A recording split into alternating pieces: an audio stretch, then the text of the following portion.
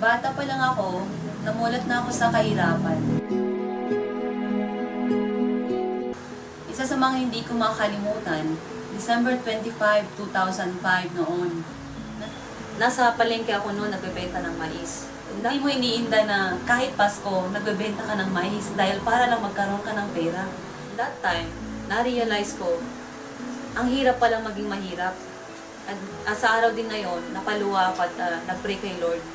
Lord, sana darating yung araw na mabago rin ang buhay namin. Sa awa din ng Diyos, nakapagtapos ako ng pag-aaral sa kabila ng salat na pagbubuhay namin. At syempre, sobrang tuwa ko naman dahil sa pagkakaalam, pagtapos ka ng mag-aaral, eh makakatulong ka na sa pamilya mo. Pero nagkamali pala ako dahil noon, nagtatrabaho na ako sa Manila, pero kahit 500 pesos hindi ko may padala sa pamilya ko dahil nga sa sobrang liit din ang kinikita ko noon. Kaya nag-decide ako na mag-abroad dahil sa paniniwala na pag nag-abroad na ako, eh makakatulong na ako sa pamilya ko. Nag-apply ako bilang domestic helper sa Hong Kong. Nung nasa Hong Kong na ako, doon ko na-realize, mahirap palang mag-abroad. Lalo na kung milya-milya pa ang layo mo sa pamilya mo.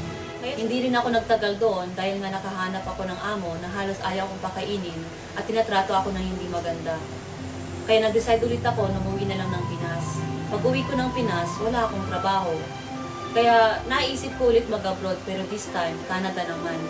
Hanggang isang araw, nang nag-a-apply ako papuntang Canada, inimbita ako ng kuya ko na mag-attend ng seminar ng InGlobal. Pero that time, sobrang negatibo ako. Kaya tumagal ako bago ako nag-join. Pero nung nag-join ako, hindi ko sukat akalain na after 2 years na ginawa kong InGlobal ng seryoso, I earned my first million. And then months later, Dati, naglalakad lang ako. Ngayon, nagdadrive na ako ng sarili kong kotse, di ba? I bought my brand new car na Hyundai Elantra at isa sa mga pinapangarap ko na maging bridal car. And then right now, hindi ko sukat akalain na kumikita na ako ng 6 figures a month. And sa Tugigaraw lang po yan. At ang pinakagustong-gusto ko po sa InGlobal ay kasama ko po ang buong pamilya ko na kumikita po. Actually, ngayon po, lima po kayo magkakapatid na ngayon may kanya-kanya na pong sasakyan na dati po pangarap lang po namin.